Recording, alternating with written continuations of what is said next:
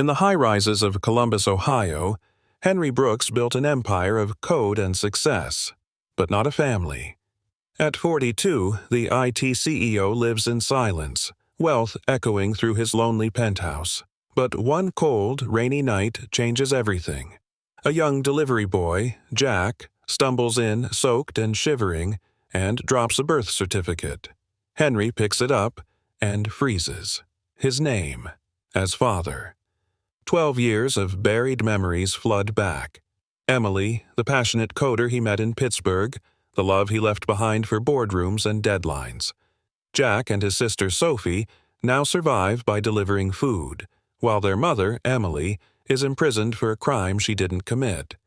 As Henry learns the truth, blocked letters, betrayal by his assistant, and a corrupt cousin seeking custody, he races to right his past.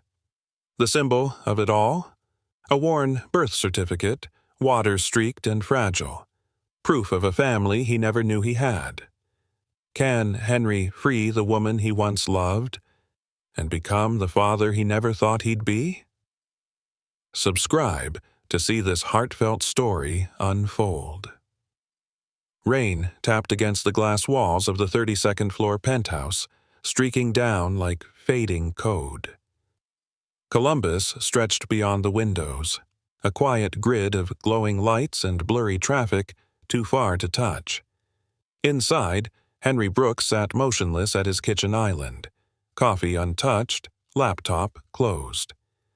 Success buzzed in every inch of his home. Sleek counters, award plaques, the silent hum of automation. But none of it filled the room. He was 42, founder and CEO of Hypernova Systems, the fastest-growing AI firm in the Midwest. Investors adored him. Competitors feared him. But tonight, the silence was louder than usual. His phone pinged. A message from a delivery app. Order en route. ETA, 7 minutes. He hadn't ordered food. He frowned, rising. Before he could respond, the building's secure elevator chimed. Unusual. He never approved unexpected visitors. Curious now, he opened the door just as a small figure appeared from the hallway. Thin, soaked, shivering. "Delivery for Mr. Brooks?" the boy mumbled, holding up a dripping paper bag. Henry stared. The kid couldn't be more than 12. He had wet, brown curls clinging to his forehead and a backpack nearly swallowing his frame. "You came up alone?" Henry asked. "Elevator guy let me up. Said you tipped well." Henry blinked. "I didn't order anything." The boy's face fell. "Must be a glitch. My sister. We need every job." As the boy turned to leave, something slipped from his hoodie pocket. A folded paper, slightly wrinkled, skidded across the polished floor. "Hey!" Henry called, picking it up. "You dropped!" He unfolded it. The heading read, "Birth Certificate." He froze. Name of father, Henry Thomas Brooks. His breath caught. The boy turned around, puzzled. "Is it yours?" Henry stared. "What's your name?" "Jack," he said slowly. "Jack Turner. Why?" His hands trembled. He looked again at the certificate. Jack Turner Brooks. Mother, Emily Turner. Henry nearly dropped the page. 12 years ago. A conference in Pittsburgh. A woman with an easy laugh and fierce eyes. Emily had been a coder with vision, ideas bigger than most investors could fathom. They'd spent 3 days buried in code, long nights talking about everything but business. And then? Nothing. He'd left early for a board emergency, promised to call, never did. Jack tilted his head. "You okay, mister?" Henry snapped out of it. "Where's your sister?" "Downstairs. She's 10. We delivered together. Our mom's not around." "Not around?" "She's in jail," Jack said, voice flat. "She didn't do anything, but they said she hacked something at her old job." Henry's voice dropped. "Emily?" Jack nodded, cautious now. "Do you know her?" Henry stared at the certificate in his hands. Every line burned. His name on this paper. A son. A woman he'd forgotten. No, buried. and 2 children fighting rain to survive. Where do you live? Edgewater Complex, near the river. Apartment C2. Henry stepped back. Wait here.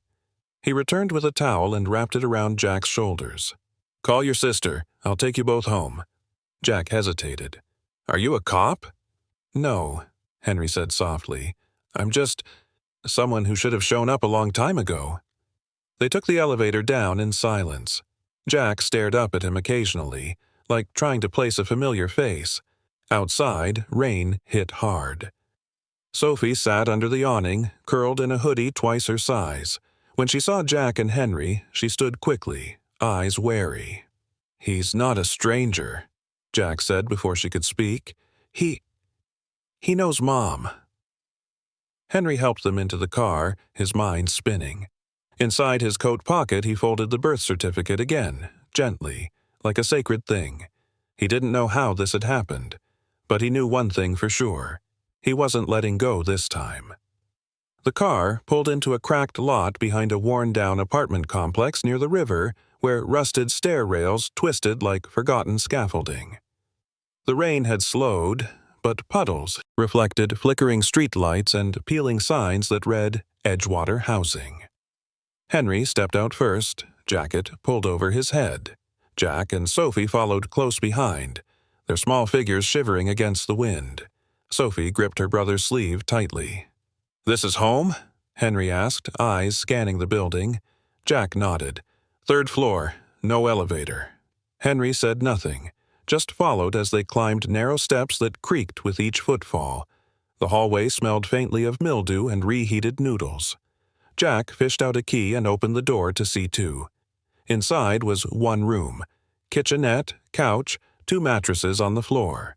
A broken lamp flickered on a crate beside a wall of taped-up sketches. Sophie turned on a space heater humming faintly in the corner. This is it, Jack said. We sleep there. That's Mom's coat on the chair. We leave it out so it feels like she's still here. Henry stepped forward, his eyes locking onto one sketch taped above the mattress, drawn in pencil and faded marker. It showed a woman standing between 2 kids. Her hair was curly, and she held both their hands. A label in the careful handwriting read Mom, Me, and Sophie. He looked at Jack. You drew this? Jack nodded. I like sketching. Helps when I miss her. Henry's throat tightened. Sophie moved closer. We don't let anyone in here, but Jack says you might know our mom. Henry crouched to their level. I met Emily a long time ago in Pittsburgh. We were friends. Jack tilted his head. Then how come you didn't know about us? The question landed like a punch. Henry sat on the edge of the mattress. That's something I need to understand, too. Sophie sat cross-legged. We write letters to her every week. Jack sends them. Sometimes she writes back, but lately it's been quiet. She was framed, Jack added. Some guy at her job.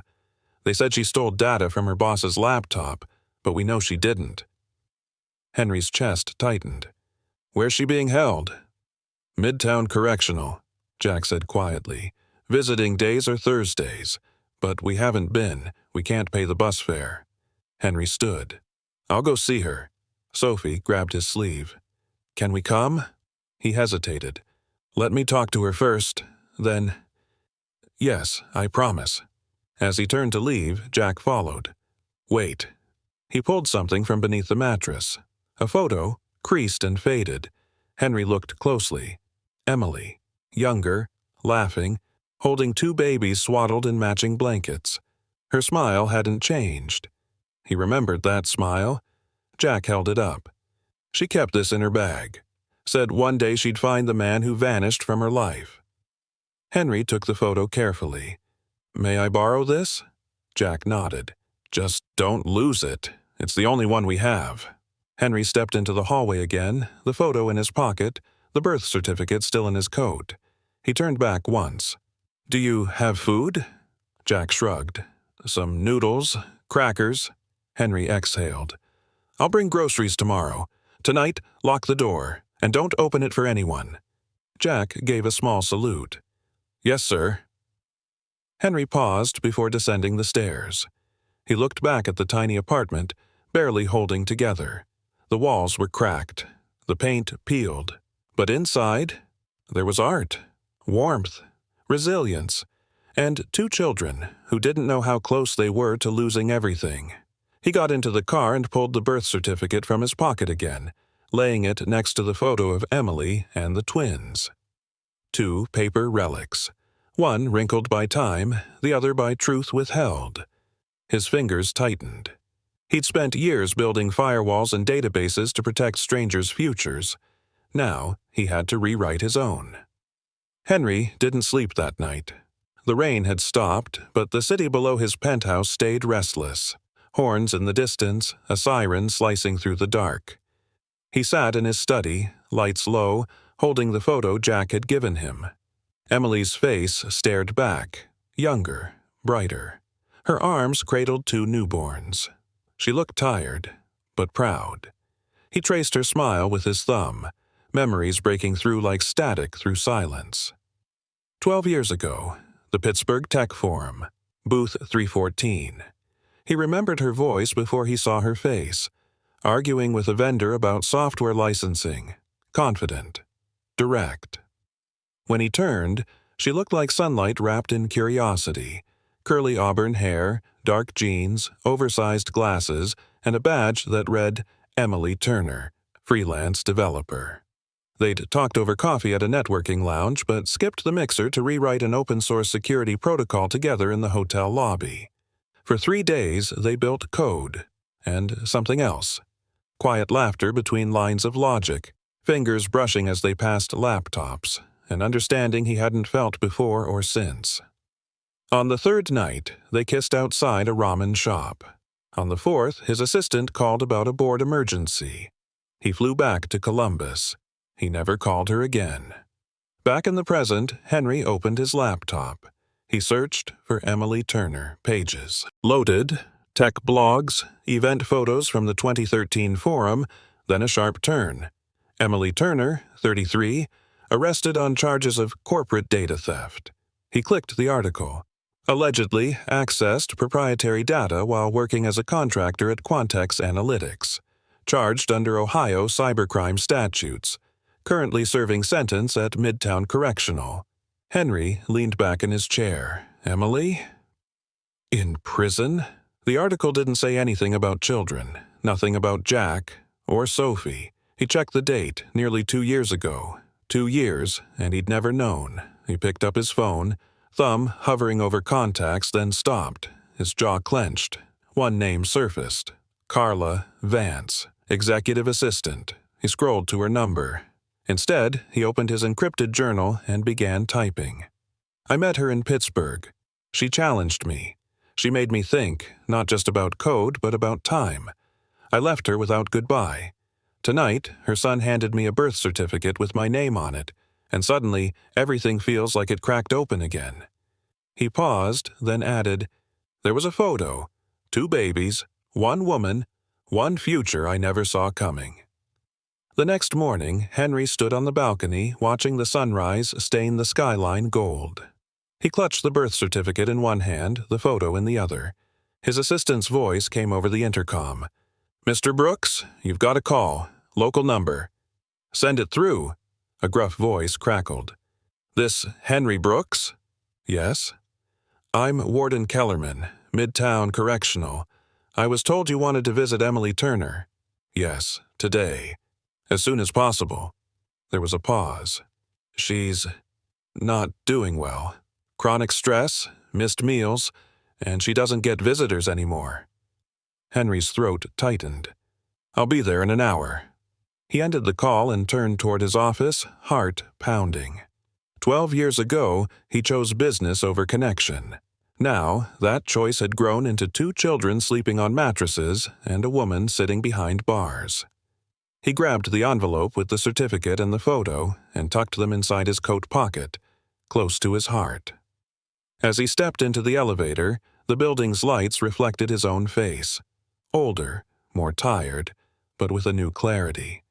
Emily deserved answers, and Jack and Sophie deserved a father. The elevator doors closed. This time, he wouldn't disappear. The gates of a midtown correctional closed behind Henry with a heavy clang, metal on metal echoing through the concrete halls. A guard led him past flickering lights and chipped gray walls, his footsteps bouncing off every corner like an accusation. "This way," the guard said gruffly, stopping at a narrow room with plexiglass dividers and a line of wired phones. "You've got 15 minutes." Henry nodded, stepping into the cold metal chair. He sat down, heart hammering, eyes locked on the far door. It opened slowly.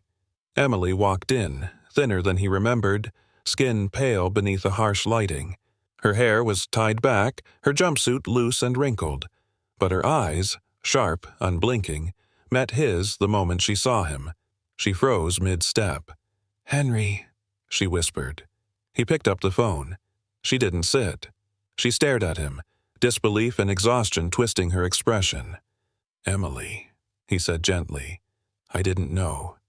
She sat down slowly, lifted the phone with trembling fingers. 12 years? And now you're here? I didn't know about Jack. Or Sophie." Her lips tightened. "I wrote to you, dozens of times, after the twins were born, after the arrest. I even sent pictures." Henry closed his eyes for a second. "I never received a single letter. I would have come. I would have helped." Her voice cracked. "I thought maybe you just didn't care." "I care," he said firmly. "I care now. I saw Jack. He dropped the birth certificate. That's how I found you."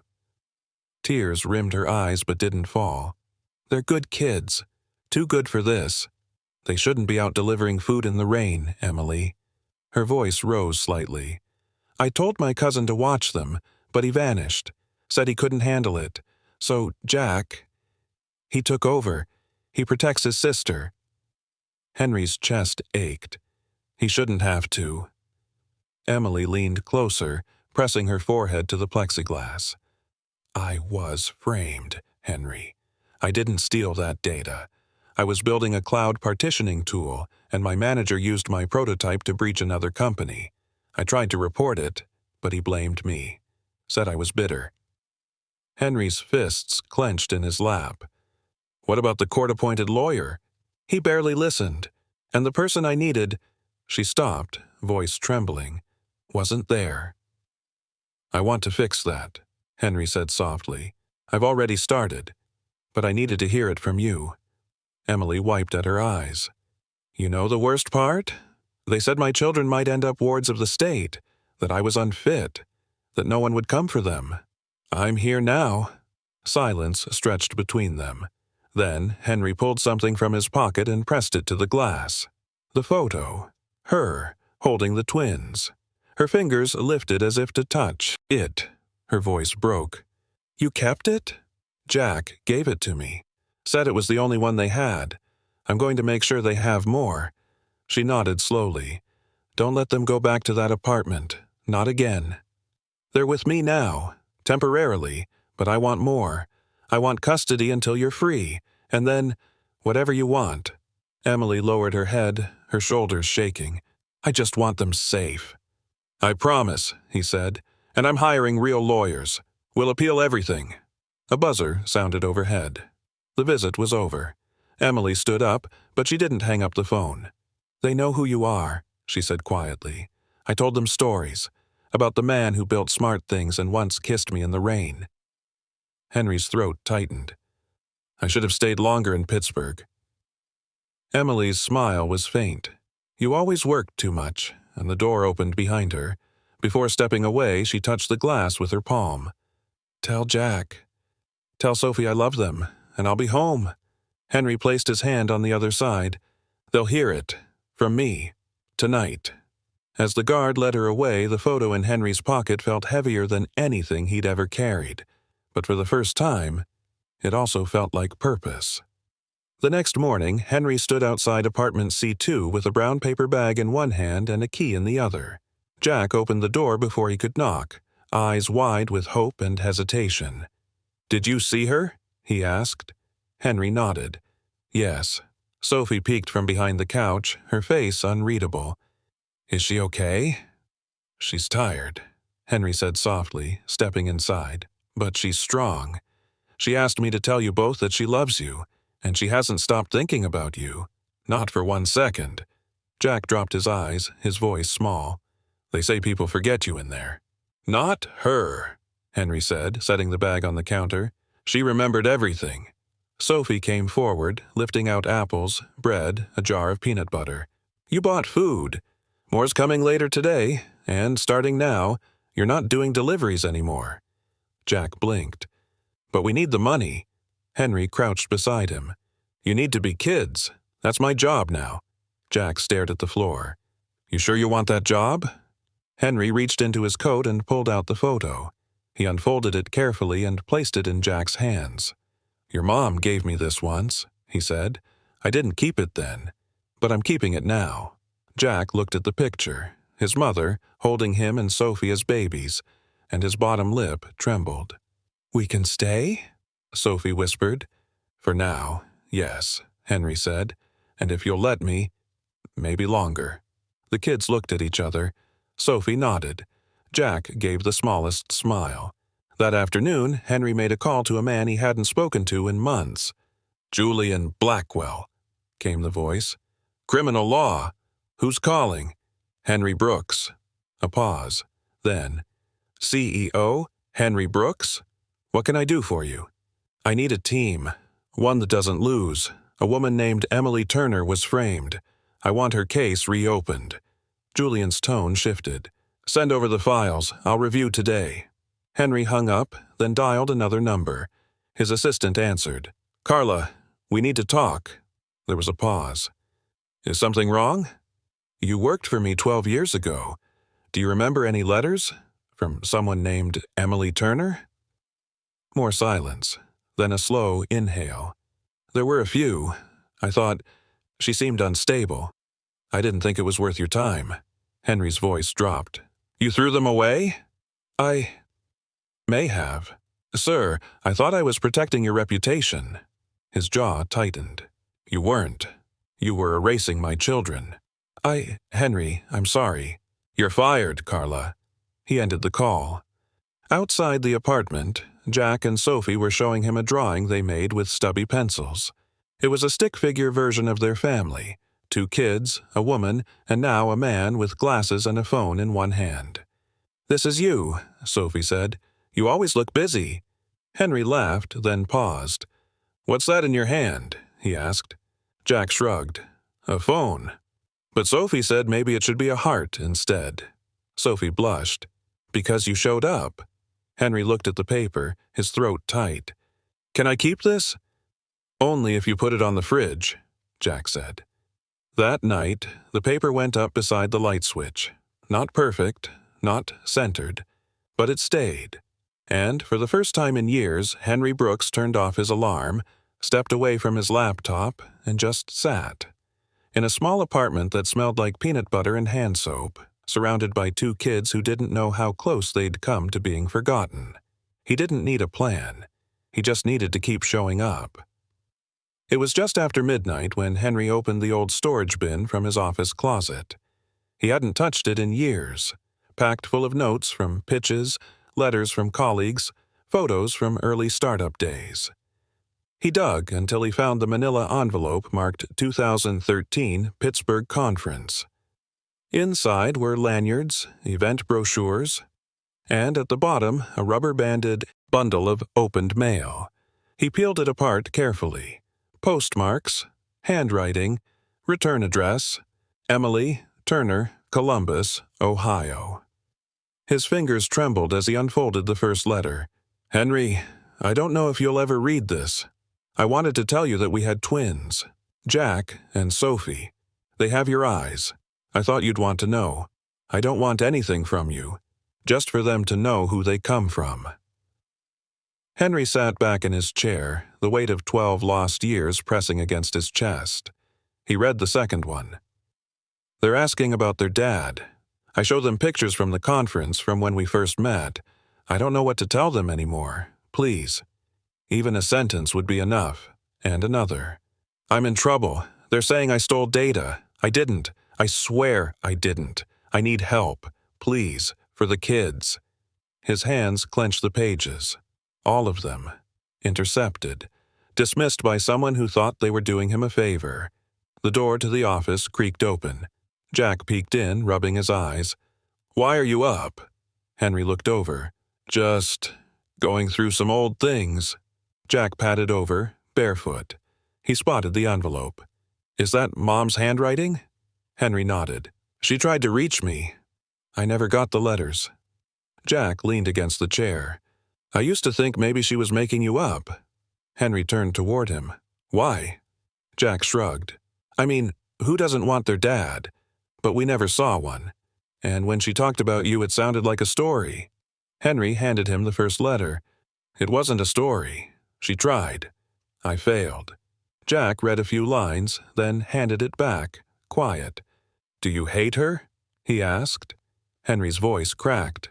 "No, I hate myself for not fighting harder to remember her." They sat in silence until Jack pulled something from his pocket, a folded index card. "This is for you," he said. "I made it before I knew who you were." Henry opened it. A simple drawing. A man with glasses standing in front of a giant heart. In a speech bubble, the words, "Thank you for helping us." He blinked hard. "I don't deserve this yet." "You didn't run," Jack said. "That's a good start." Later that morning, Henry called Julian Blackwell again. "Julian, I found letters. Physical proof that she tried to contact me for years. Can we use this?" "Absolutely," Julian replied. "That shows intent, neglect by intermediaries. It strengthens everything." Henry paused. "One more thing. I want to know who at Quantex orchestrated the false charge. I have a name, Paul Deming. He was her manager. She said he used her prototype." Julian's voice sharpened. "I'll dig into him." "Good. And, Julian, I want every barrier gone, whatever it takes."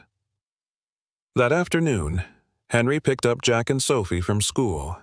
Jack had a Chromebook tucked under his arm, and Sophie carried a stack of paper with sketches and UI screens.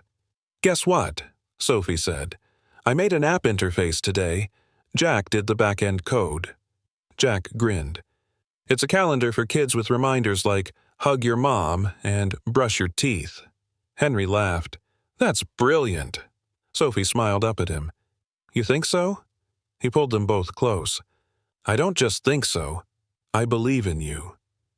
That night, he taped Jack's handmade card next to Sophie's stick-figure family drawing on his fridge. 2 symbols. One of gratitude, one of belonging. Letters had failed. Time had slipped. But something new was being written, and this time, it was being read.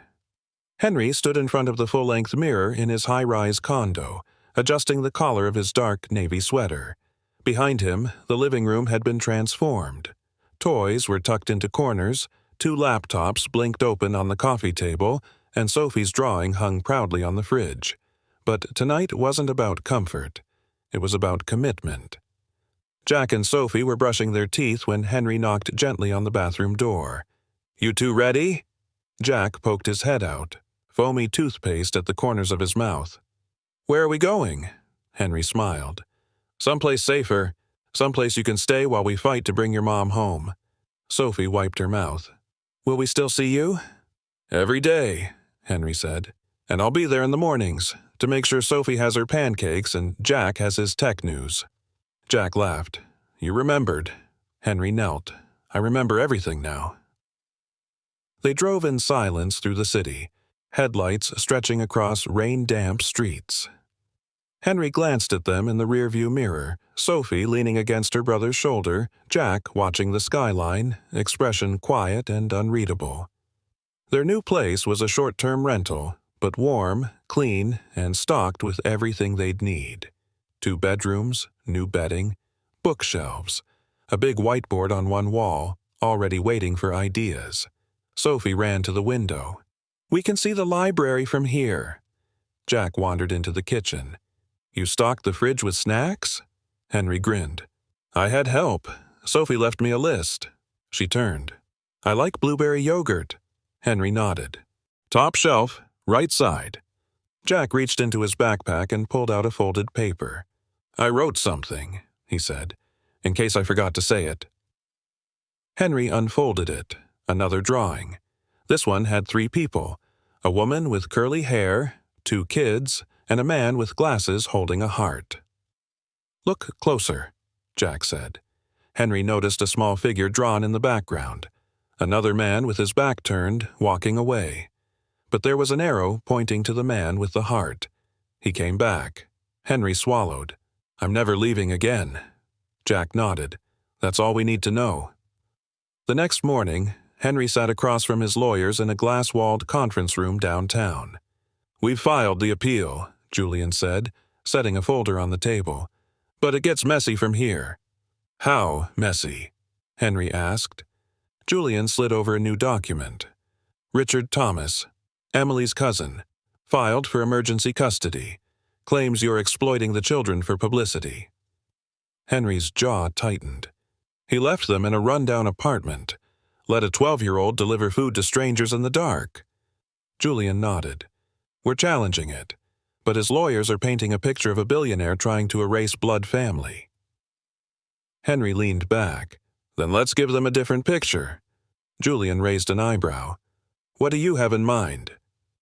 Henry reached into his coat pocket and pulled out the bundle of letters. Emily's handwriting, yellowed with time, creased at the edges. "These," he said, 12 years of truth. She tried to contact me. Her intent was clear." Julian's face shifted. This is gold." Henry continued. "I'm moving Jack and Sophie into my condo. They'll have tutors, medical care, a safe home, and I want the court to see every step." Julian nodded slowly. "You're not just helping her, Henry. You're building a case for redemption." That night, Jack was coding a math game in the living room while Sophie sketched a new app design in her notebook. Henry sat between them, laptop closed, phone off. Sophie looked up. "Do we get to stay here forever?" Henry didn't hesitate. "If I have anything to do with it." "Yes." Jack tapped his keyboard. "Good, 'cause I just built a new password lock for the fridge." Henry laughed. "What's the password?" Jack grinned. "Dad?" Henry froze, just for a second, then nodded. That was a name he'd earn, one moment at a time. The next morning, Henry cleared out the den in his condo. Gone were the dusty filing cabinets and old awards. In their place, he arranged 2 desks, one sized for Jack, the other for Sophie. Between them stood a tall bookshelf stocked with coding guides, design journals, and sketch pads. A brand-new whiteboard covered one wall, already marked with the words, "Ideas start here." When Jack came in, his eyes widened. "Is this for us?" Henry smiled. "It's your lab now. You build here. You dream here." Sophie walked in behind her brother and froze. "You got the tablet I circled in the catalog." "It's yours," Henry said, handing it to her. "Try it out." She sat down and opened the drawing app, her fingers immediately sketching boxes, buttons, and icons. Jack pulled out his laptop and started typing next to her. "What are you working on?" Henry asked. Jack didn't look up. "A calendar app for kids with learning differences, color-coded, simple prompts, voice reminders." Sophie added, "And I'm designing the interface, big fonts, fun colors." Henry blinked. "You two really are building something." Jack finally looked at him. "We just needed the space." That night, Henry stayed up watching them work. He saw how Jack lost himself in code, muttering logic to himself, fingers flying. How Sophie tested shapes with her stylus, deleting and redrawing with quiet confidence. Later, after they'd gone to bed, he added a sticky note to the whiteboard. Jack equals engineer. Sophie equals artist. Dad equals proud. But not everything was peaceful. 2 days later, Julian called with news. "Richard's lawyers are pushing hard," he said. "They filed a temporary injunction, requesting full custody while your case is under review." Henry gripped the phone tighter. "They want to take the kids?" "They're arguing you disrupted their lives too quickly, that you're using your wealth to cover up emotional instability." Henry's voice dropped. "What does the judge think?" "She's asking for a child advocate to meet with the kids. Neutral third party." Henry exhaled. Let them come. Jack and Sophie will tell the truth. And one more thing, Julian said. I did some digging. Richard worked with Paul Deming at Quantex for 3 years. Henry sat up straight. Deming is the one who framed Emily. Exactly, Julian said. Richard may have helped bury her. We just need proof. As the call ended, Henry walked into the kitchen. Jack sat at the counter eating cereal. Sophie was doodling a new layout for their app's welcome screen. Can I ask you both something? Henry said. They looked up. There's going to be someone visiting soon. Someone who wants to ask questions. About where you live, how you feel, about me. Sophie's pencil paused. Why? Because someone else wants to take you away. They say they can take better care of you. Jack narrowed his eyes. Richard. Henry nodded. Jack stood up. We don't want to go with him. I know, but it matters what you say. So tell the truth. All of it. Sophie asked, Can I show them my drawings? Henry smiled. Please do. That afternoon, Jack taped something new to the whiteboard, a flowchart of their app's login system. At the top, a big square labeled Welcome Home. Sophie added a sun in the corner and colored the arrows yellow. Henry stood back and watched them, heart full. This wasn't just talent, it was trust, growing between them. One line of code, one pixel, one word at a time. Whatever fight was coming, he wouldn't back down. They weren't just building an app, they were building a family. It started with a knock. Henry opened the door to find a tall man in a pressed blazer, holding a leather briefcase and wearing a smug smile that Henry instantly recognized. Richard, he said flatly. Cousin Henry, Richard replied, brushing past him into the condo without invitation. Nice place. Very glass and granite. Must be good for photo ops. Jack and Sophie peeked out from the study. Jack's eyes narrowed the moment he saw him. You didn't call, Henry said. I don't need to, Richard said, flipping open his briefcase. I'm family. Technically, I still have guardianship on file from the county. Henry stepped between him and the kids. You abandoned them, Richard scoffed. I gave them space. Let them grow. You just swooped in when cameras started flashing. There are no cameras here, Henry replied, voice low. Oh, come on, Richard said, holding up a printed photo. It showed Henry with Jack and Sophie in the tech lab. You and the genius twins. Perfect for your brand. Jack stepped forward. We're not part of a brand. Richard didn't even look at him. Kid, I knew your mom long before your dad ever showed up. I kept a roof over your head. Sophie's voice rang out. You left us. We ate crackers for dinner. Henry stepped closer. You're here for one reason. Money. Richard smiled thinly. Or custody. Either works. Courts love consistency. I have history with them. You'll lose, Henry said. You'll lose everything. Richard straightened his jacket. We'll see. As he walked out, Henry turned to find Jack gripping the edge of the kitchen counter, fists clenched. Why does he think we're something to be used? Jack asked. Because that's what he does, Henry replied. To people. To family. That night, Julian called. Richard filed an emergency custody motion. Claims you've emotionally manipulated the children. He's requesting a court date within 7 days. Henry sat in his office, eyes dark. What's the judge likely to do? She'll want to see consistency, Julian said. Stability. And any dirt on Richard helps.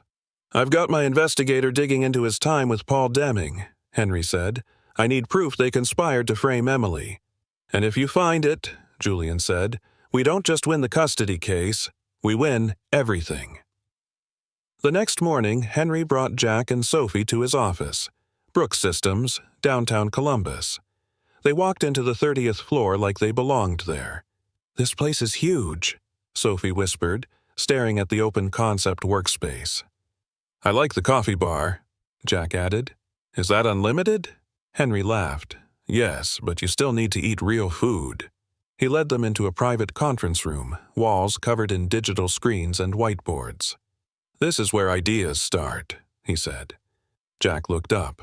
Like ours? Exactly, Henry said. And today, I'm making you both junior developers on the team. You'll have badges, projects, real input." Sophie gasped. "Even me?" Henry knelt. "Especially you."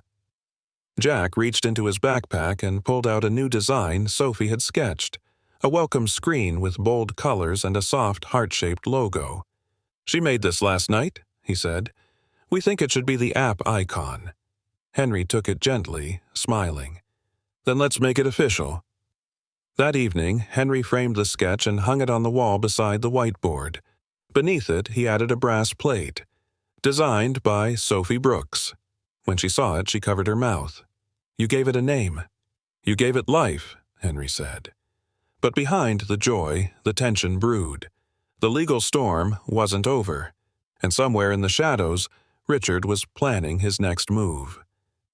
But Henry looked at his children. Busy, focused, building.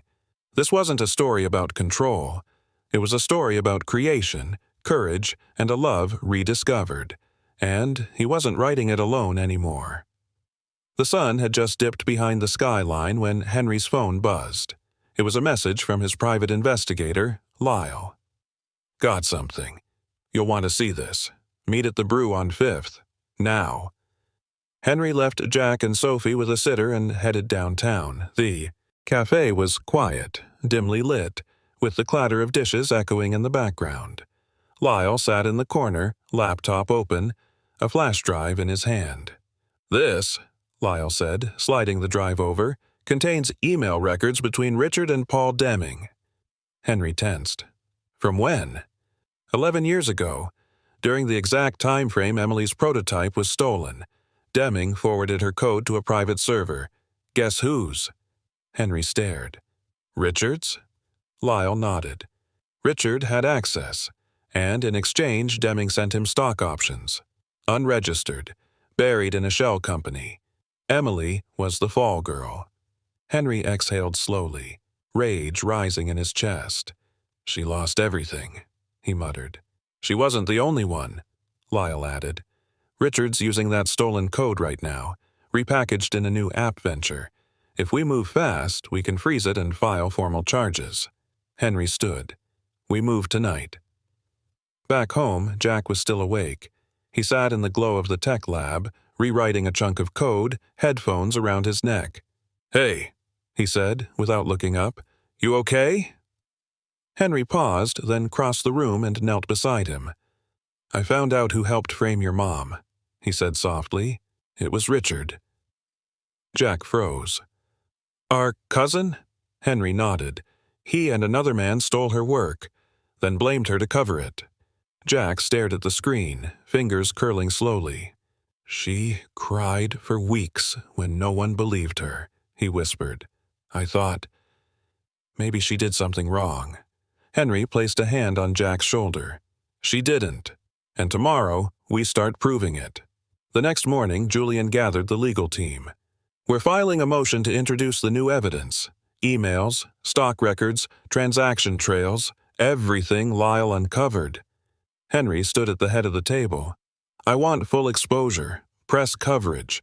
We're not just clearing Emily's name, we're showing the system who really exploited her." Julian nodded. "You'll get your day in court, but be ready. Richard's team will push back hard." "They can try," Henry said, "but we're not hiding anymore." That afternoon, Sophie handed Henry a folded paper. "It's for Mom," she said. "Can you give it to her next time?" He opened it. Inside was a hand-drawn scene. A woman stepping out of a big gate, two kids running toward her, and behind them, a tall man holding a phone in one hand and flowers in the other. Henry's voice broke. "That's me?" Sophie nodded. "You bring the good news." That evening, as the city lights blinked to life, Henry stood before a judge in an emergency hearing. Julian presented the evidence. The emails, the shell company records, a signed document connecting Richard directly to Deming's illegal activities. Richard looked pale, his lawyer scrambling through notes. And then, from the gallery, Henry's former assistant stood up. "I need to say something," she said, voice shaking. 12 years ago, I intercepted letters from Emily Turner. I never gave them to Mr. Brooks. I assumed she was lying. I was wrong." The courtroom fell silent. Henry watched as the judge leaned forward. "These actions not only discredit the custody claim," she said, "they support full reconsideration of Emily Turner's conviction." Outside the courthouse, Henry stepped into the night, the drawing from Sophie tucked safely in his coat. He looked up at the skyline. His city, once so full of noise and distance. Now it held meaning, and he wasn't alone in it anymore. The courtroom buzzed with hushed tension as Henry took his seat beside Julian. Across the aisle, Richard sat with slumped shoulders, his confidence deflating by the minute. Emily's attorney, a sharp-eyed woman named Carla Green, stood with calm purpose. "Your Honor," she began, "we move for immediate reversal of Emily Turner's conviction, based on compelling new evidence. The code she was accused of stealing was, in fact, authored by her, then misappropriated by Paul Deming and transferred to Richard Thomas, who financially benefited from the crime." The judge, a stern but fair woman in her 60s, adjusted her glasses and leaned forward. "And you have verified proof?" Carla nodded. "Digital timestamps, email exchanges, and financial trails that link both men to the crime. Additionally, a sworn statement from Mr. Brooks's former assistant confirms a cover-up attempt." A courtroom clerk handed the judge a folder. She reviewed the contents in silence. Julian leaned toward Henry. "This is it." Henry's pulse pounded. Jack and Sophie sat in the gallery holding hands. Emily, pale but resolute, sat beside them in a navy blouse, her eyes flickering between the judge and her children. The judge finally spoke. "Given the overwhelming evidence, I hereby overturn the conviction of Emily Turner. Her record shall be expunged, and the custody of Jack and Sophie is awarded to Henry Brooks and Emily Turner jointly." Gasps echoed through the courtroom. Sophie burst into tears. Henry exhaled, pressing a hand over his mouth. Emily blinked hard, stunned. "It's over?" she whispered. Jack stood and wrapped his arms around her. "It's finally over."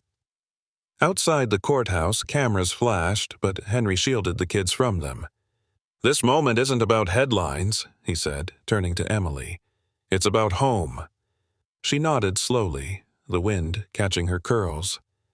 "I never thought I'd get to hold them outside prison walls." Henry stepped forward, his voice soft. "You don't have to imagine anymore."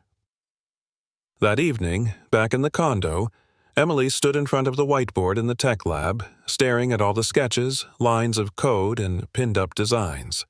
She reached up and touched Sophie's drawing, the heart-shaped welcome screen framed beside a brass plate. "She really made this?" she asked. Henry nodded.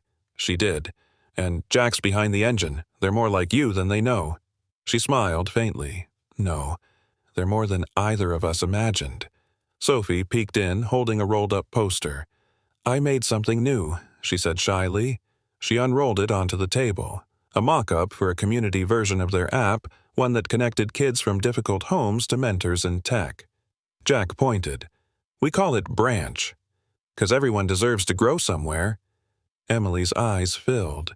"That's beautiful." Henry cleared his throat. "There's a reason we framed the birth certificate, too." Emily glanced at the shelf, Jack's original document, neatly encased in glass beside a small wooden clock ticking softly. "A symbol?" she asked. "Of what was lost," Henry said, "and what's finally found." Emily looked at him, really looked. "You didn't give up on us," she whispered. He stepped closer. "I almost did, but they didn't." That night, the four of them sat on the couch, Jack with his laptop open, Sophie sketching beside him, Emily resting her head on Henry's shoulder. The city lights blinked outside the window. Inside, something steadier glowed. Belonging, forgiveness, and the quiet beginning of something whole. The morning Emily came home, the city was wrapped in soft fog, the kind that muted car horns and turned traffic lights into blurs of gold and green. Henry stood in the condo's foyer, adjusting the living room cushions for the third time. Jack paced beside him, Sophie held a small bouquet of wildflowers clutched tight in her hands. When the door finally opened, Emily stepped in, blinking against the indoor light. Her breath caught. The apartment was the same one she'd seen in pictures, sleek, modern, glass-wrapped, but it felt warmer now. A family's fingerprints were all over it, a blanket draped on the couch, crayon sketches on the fridge, a welcome note on the table in Sophie's handwriting. Home is where Mom can rest. Sophie ran first, wrapping her arms around her waist. "You're here," she whispered, voice trembling. Emily dropped her purse and pulled her in tighter. "I told you I'd come back." Jack approached slower, unsure until she opened her arms. "My sweet boy," she said. "You carried us for so long." "I tried," he choked out, "but I couldn't." "Yes, you did," she said firmly. "You kept Sophie safe. You kept my heart beating." Henry stood a few feet back, unsure if he belonged in the moment. Emily looked up at him, eyes shining. "Thank you," she said, "for believing again." He stepped forward, gently offering the small wooden clock she'd carved years ago, its back etched with the word "Together." "I kept it," he said, "even when I didn't know why." Emily touched the word with her thumb. "Because some promises never really leave us." Later, they gathered around the dinner table, Jack setting out bowls of pasta, Sophie lighting the candles. Laughter spilled easily. Emily watched them both, her eyes lingering. "Jack," she said, "you look more like your dad than I ever imagined." Jack smirked. "Except I code faster." Henry raised a brow. "Excuse me?" "Don't worry," Sophie added. "You're still the best at coffee." Emily smiled, resting her chin in her hand. This feels unreal." "It's real now," Henry said softly. "And it's just the beginning." That night, Jack brought in a tablet and showed Emily their app progress. "This is the Mentor dashboard," he said. "We let volunteers pair with kids through short video messages. Sophie designed the intro screen. You'll love it." Sophie leaned in. "We even built a feedback system so parents can monitor progress." Emily's eyes glistened. "You two made this?" Sophie nodded. "We called it Branch, because of you." Emily turned to Henry. "They're growing roots." He nodded. "And they'll keep growing, with you." As the kids settled in their rooms, Henry and Emily lingered by the large window overlooking downtown. Lights flickered across the skyline. "You kept them safe," she said. "I didn't know how much I missed family," Henry replied, "until I saw Jack's handwriting on that birth certificate." Emily leaned on the window frame. "I thought you disappeared." "I didn't know," he said. "And when I found out, it was already raining." They shared a quiet smile, both remembering different storms. Then Sophie's voice floated down the hall. "Mom! Dad! Come see!" They rushed in to find her holding a sketch pad, glowing with excitement. "It's us," she said proudly. The drawing showed 4 stick figures. One tall man, one woman with wild curls, a boy with a laptop, and a girl holding a flower. Above them, a banner read, "Finally Home." Emily touched the page, her voice thick with emotion. "Can we hang it here?" Henry nodded. "Right above the tech board. Center of everything." They tucked the drawing into a frame that night, hung it gently on the wall. A new chapter wasn't just beginning. It had already begun. 3 months later, the air in Columbus felt different, lighter, like it carried more than just breeze. On a bustling corner downtown, a new cafe had quietly opened its doors. Code and Kin. The sign, laser-cut metal with soft glowing LED letters, hung above a refurbished storefront lined with reclaimed wood and glass. Inside, startup energy pulsed. Laptop clicks, espresso steam, laughter of young coders testing projects over sandwiches. Jack stood behind the counter, adjusting the display screen. "We've got 4 mentor meetups this week," he said, eyes lighting up, and Sophie's interface got featured on Code Kid's blog. Henry smiled from the bar area, arranging the framed photos on a shelf. One caught the morning sun, a small glass case displaying the wrinkled birth certificate Jack had dropped that night in the rain. Right beside it, a note in block letters, the document that changed our lives. Emily walked in from the kitchen, apron dusted with flour, her hair pulled back. "Okay," she said, clapping her hands. "Today's test menu, legacy latte and redemption raspberry scones." Sophie popped up from a corner booth waving a printed flyer. "I made these, with QR codes for donation links."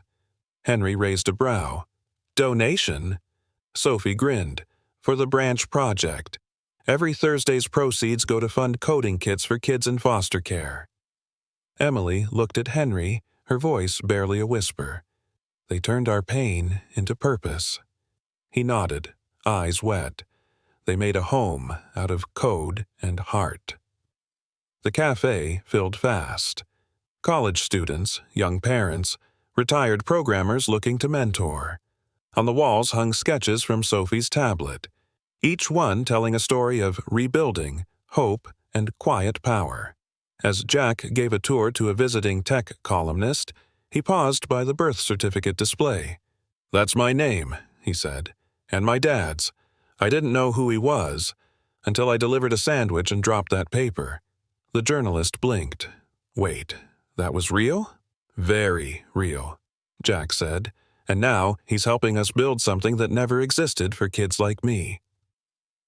In the back office, Henry closed a deal on a new partnership. Code and Kin would host monthly workshops for underprivileged students across Ohio. He turned to Emily. "Think we'll ever slow down?"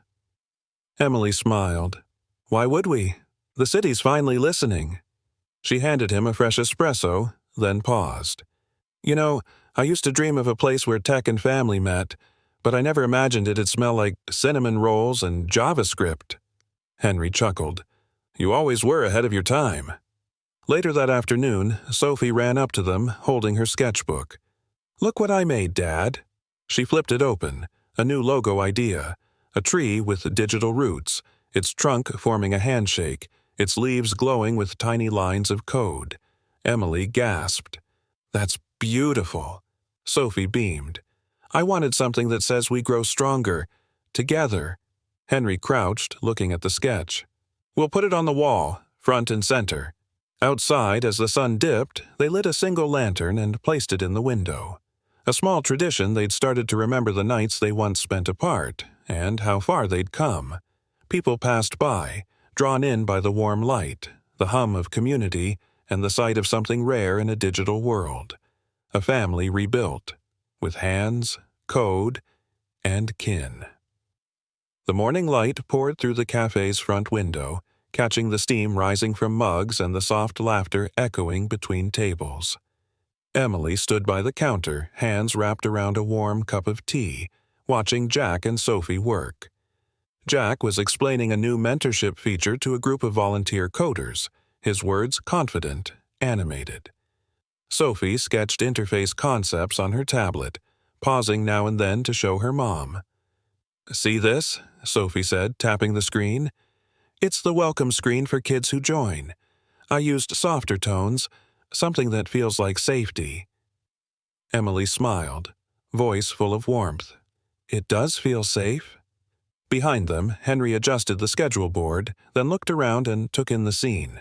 Laptops open, ideas bouncing from corner to corner, old programmers mentoring new ones, children learning code over hot chocolate. It had become more than a cafe. It was a second chance. Later that day, a familiar figure stepped through the door. Mrs. Crenshaw, Emily's old parole counselor. She looked around with disbelief. "Emily," she said, eyes misting. "You built this?" "No," Emily replied, walking her over to the center wall. "We built this." There, hanging beside the case with the birth certificate, was a framed letter, a scanned copy of Emily's first letter that never made it to Henry. It was smudged, creased, but legible. "If you ever read this, I just want you to know Jack and Sophie are yours, and they're incredible." Mrs. Crenshaw read it, then turned to Henry. "And you believed her?" "I didn't," he admitted. Not at first, but they did. He nodded toward the kids. In the kitchen, Emily stood in front of the staff, prepping a thank-you lunch. She held up an envelope. "Today, we received our first grant," she announced, "for expanding branch to 3 more cities." Cheers erupted. Someone popped a balloon by accident, and Sophie nearly dropped a tray of muffins. Jack laughed. "Smooth, sis." Sophie stuck her tongue out. It was dramatic effect.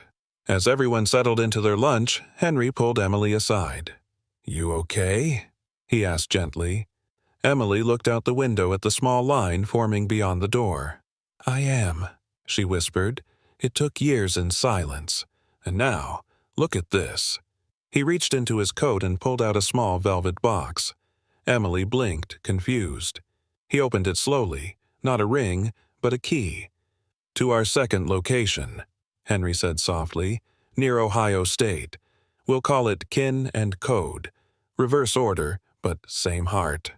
Emily's hand trembled as she took it. "You're serious?" "We start renovation next month." Jack and Sophie caught them mid-conversation and bounded over. "Are we expanding?" Jack asked, eyes wide. "Will I get to design the interior?" Sophie added. Henry chuckled. "One step at a time." Emily hugged them both. "We're not just expanding a cafe. We're expanding a family," Jack said, finishing the sentence. Sophie pointed to a chalkboard by the door. "I wrote our family mission." In curved letters, it read, "We code for the kids we once were. We build for the family we became." As dusk fell, they lit the lantern in the window again. Customers lingered longer, the city outside buzzing softly with streetcars and neon reflections. Inside, Emily rested her head on Henry's shoulder, her voice steady. "I never thought joy could come after so much silence." Henry kissed her forehead. "It didn't just come. You built it. We all did." The last customer left, pausing by the framed birth certificate and the letter. He whispered, "This place feels like healing." Jack locked the door. Sophie dimmed the lights. The city shimmered beyond the glass, and inside a family stood in quiet light, whole at last.